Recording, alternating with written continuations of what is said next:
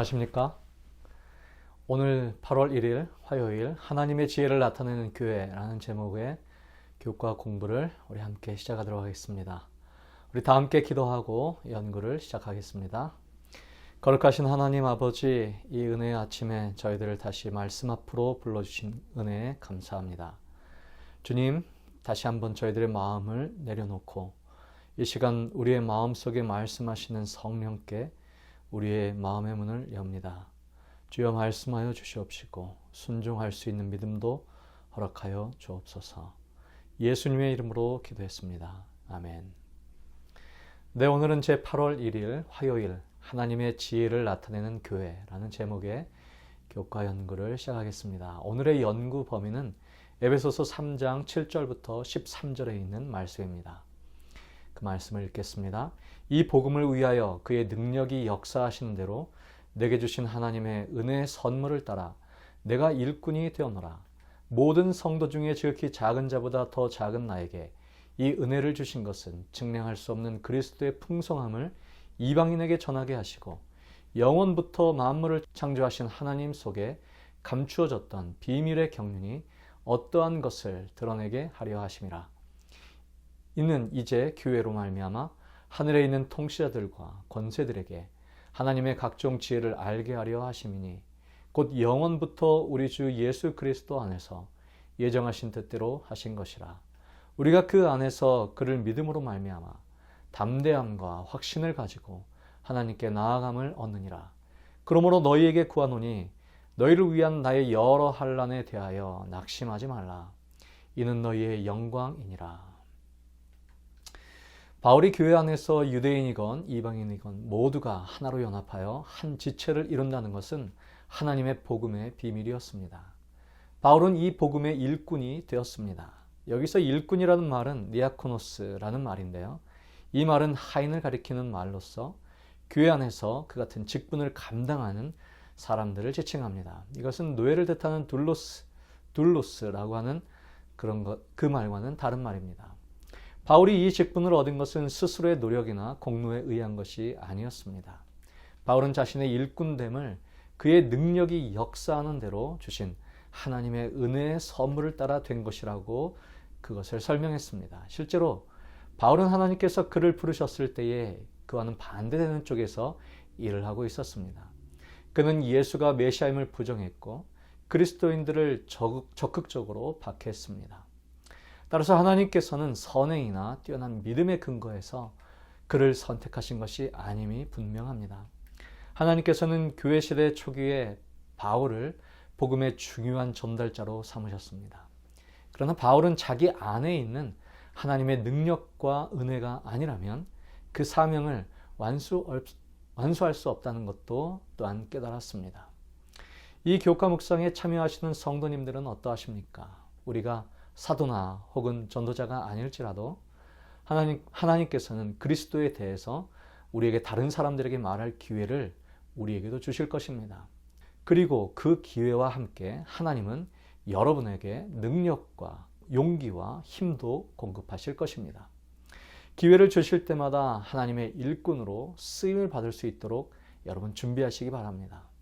여러분들이 다른 사람이나 또 그들의 필요에 관심을 기울이면 하나님께서는 여러분들이 그 관심 어린 태도와 진심을 그들에게 전달하실 것입니다. 우리가 마음속에 그것을 결심하고 작은 것이라도 실행해 나간다면 하나님께서는 분명히 여러분을 통해서 하나님의 나라를 확장해 나아갈 것입니다. 오래전 미국 중서부 출신의 한 할머니가 선교 여행을 갔다가 LA 남쪽에서 길을 잃었습니다. 그것은 마약 조직과 갱단이 득실거리는 위험한 곳이었다고 합니다. 할머니는 자신이 지금 어디에 있는지 알지 못했고 목적지까지 어떻게 가야 할지도 몰랐습니다. 거리에 서서 당황하고 있을 때 한 남자가 보였습니다. 그는 길거리 깡패였습니다. 살인 청부업자로 활동했고 감옥에서 몇 년을 썩다가 바로 그날 출소한 사람이었습니다. 날카로운 눈매에 온몸은 문신으로 뒤덮여 있는 사람이었습니다. 여러분이라면 그 사람에게 어떻게 대하시겠습니까? 할머니가 만난 그 사람은 알프레도 토마스라고 하는 사람이었습니다. 그는 갱단의 일원으로 29년을 살았습니다. 12살 때부터 폭력과 마약으로 얼룩진 인생이었습니다. 하지만 그날 할머니를 만나 그의 인생이 달라지기 시작했습니다. 할머니는 그에게 처음 이렇게 이야기했습니다. 내가 지금 길을 잃었는데 길을 안내해 준다면 당신에게 맛있는 음식을 주겠습니다. 이 토마스라는 사람은 너털 웃음을 지으며 할머니와 함께 그 기독교 사역을 행하고 있는 한 사무실에 도착하게 되었습니다. 토마스는 그곳에서 그의 인생 처음으로 무조건적인 사랑을 경험했습니다. 하나님께서 자신을 위해 죽으셨고 여전히 그를 사랑하고 계시다는 사실을 알게 되었고 그는 결국 주님을 영접했습니다. 그리스도의 사랑으로 변화된 그 한 사람 토마스가 그 지역 사회를 어떻게 변화시킨 것은 참으로 놀라운 일이었습니다.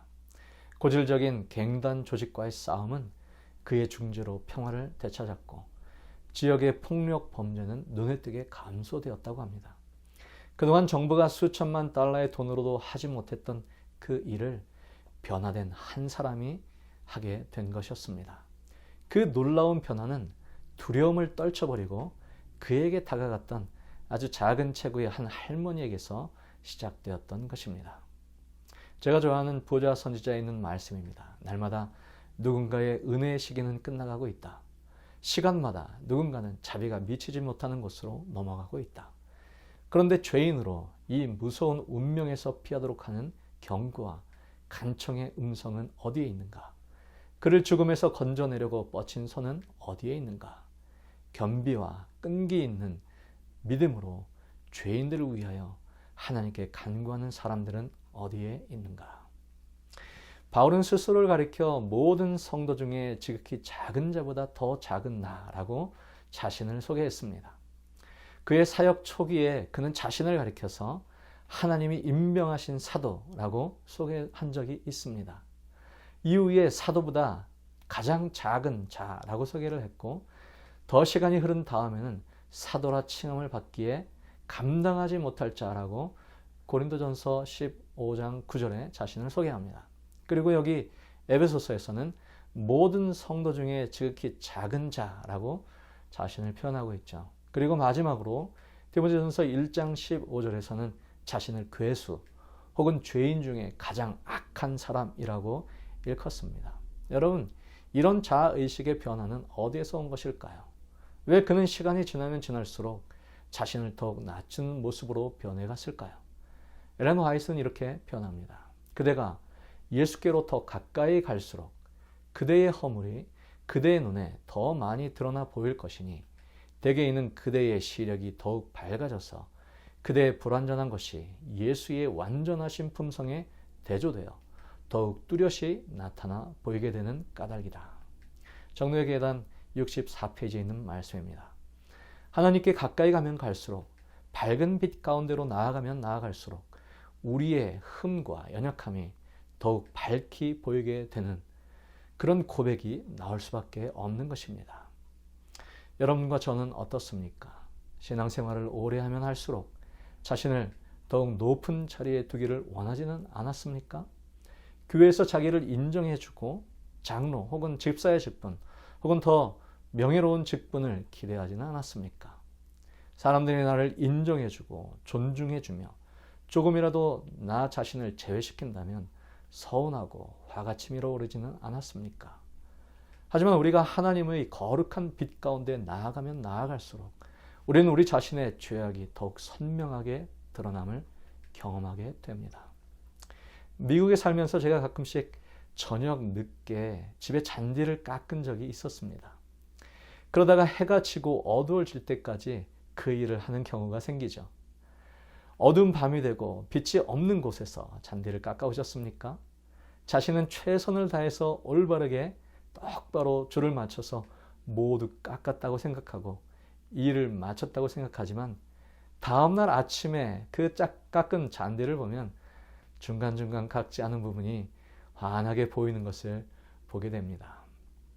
어두운 가운데서 우리는 나의 최선을 다해서 정직하고 열심히 최선을 다해서 선하게 산다고 노력했지만 그분의 밝은 빛 가운데 드러나는 것은 우리의 온갖 부족함과 죄악들 투성이입니다. 우리가 빛 대신 하나님께 가까이 나아가면 갈수록 우리는 우리의 연약함을 보게 될 것입니다. 그래서 나 자신을 낮추고 겸손하게 그분 앞에 설 수밖에 없는 존재임을 우리는 인정하게 되는 것입니다. 그래서 서로의 연약함을 덮어주는 공동체, 사랑의 공동체가 바로 교회인 것이죠. 그럴 때 하나님께서는 교회를 통해서 놀라운 일을 해 나가실 것입니다. 에베소서 3장 10절에는 이렇게 계속 말하고 있습니다. 이는 이제 교회로 말미암아 하늘에서 정사와 권세들에게 하나님의 각종 지혜를 알게 하려 하심이니. 여러분, 그런 주님의 품성을 닮아가는 성도로 모인 교회는 그 사명을 감당해 나아갈 것입니다. 그러므로 교회는 하늘에서 정사와 권세들에게 하나님의 각종 지혜를 나타나게 하는 사역을 감당하게 될 것이다 라고 말합니다. 한때는 매우 분열되어 있던 인류의 유대인과 이방인들이 연합하여 만든 교회의 구성은 하늘에 있는 통치자들과 권세들에게 만물을 그리스도 안에서 통일하여 하늘에 있는 것들과 땅에 있는 것들을 하나 되게 하시는 것입니다. 유대인과 이방인들이 연합하게 하는 이 교회의 구성은 만물을 그리스도 안에서 통합하여 하나 되게 하시는 하나님의 계획의 승리를 보여주고 있다라고 교훈에 그래서 말씀하고 있습니다. 그러니 교회의 연합은 여러분 얼마나 중요합니까? 그것을 통해서 하나님께서는 모든 우주의 거민들에게 교훈하도록 교훈하시는 의도가 담겨 있다는 말씀입니다. 성경 12절의 말씀, 3장 12절의 말씀 계속 보면요. 우리가 그 안에서 그를 믿음으로 말미암아 담대함과 하나님께 당당히 나아감을 얻느니라. 바울은 여기서 인간에 불과한 자들이 가질 수 있는 가장 놀라운 특권, 즉 담대하게 하나님께 당당하게 나아감을 얻는 것에 대하여 설명하고 있습니다. 여러분, 우리들 대부분은 막연히 어떤 강력한 통치자가 있다는 사실을 깨닫고는 있을 것입니다. 하지만 그 믿음이 우리에게 더욱 확신을 가져다 줍니다. 이 나아감이라고 번역된 헬라어는 왕의 존전 앞에 공식적으로 아련하는 것을 의미하는 단어입니다. 예수 그리스도 덕분에 그리스도인들은 기도를 통해서 하나님의 존전에 직접 들어갈 수 있게 되었다는 사실을 말해주고 있는 것이죠. 13절의 말씀 계속 보면 그러므로 너희에게 구하노니 너희를 위한 나의 여러 환난에 대하여 낙심치 말라. 이는 너희의 영광이니라 라고 말씀합니다. 그러니 바울은 성도들에게 그가 당하고 있는 여러 환난에 대하여 낙심하지 말고 세상에 새로운 생명이 태어나기 위해서 어머니가 출산의 고통을 견뎌내듯이 바울도 새 신자들을 그리스도께로 인도하기 위해서 박해와 그 고통을 묵묵히 견뎌내고 있었던 것입니다. 그리스도께 순종하는 것은 결코 쉬운 일은 아닙니다. 그분은 우리에게 자기 십자가를 지고 그분을 쫓을 것을 요구하셨습니다. 이것은 하나님의 구원의 소식이 전 세계에 전해질 수 있도록 기꺼이 고통을 참는 것을 의미합니다. 우리는 다른 사람들이 우리를 위해 고난을 당하고 희생함으로 우리가 그 열매를 거둘 수 있게 된 것을 영광스럽게 생각해야 할 것입니다. 우리 또한 그 발자취를 따라 걸어가야 하겠습니다. 바울은 하나님께서 만물을 온전히 주관하고 계신 것을 믿고 있었고 그의 투옥과 고난 속에서도 하나님의 뜻이 이루어지고 있음을 믿었습니다. 오늘 우리의 삶에도 그런 성령의 역사가 이루어지기를 간절히 소망합니다. 우리 다 함께 기도하겠습니다. 거룩하신 하나님, 하나님의 그 아름다운 섭립 속에 우리를 당신의 복음의 통로가 되게 하셨으니 그 아름다운 빛이 우리에게서 멈추지 말게 하시고 우리를 통하여 끊임없이 흘러나가 하나님의 원대한 사랑의 꿈이 우리를 통해서 꼭 이루어질 수 있도록 도와주옵소서. 우리가 교회 안에서 서로 연합하고 함께 일하는 것이 하나님께서 계획하신 아름다운 하늘을 향한 섭리도 이루어지는 뜻임을 우리가 잊지 말게 하옵소서. 예수님 이름으로 기도합니다.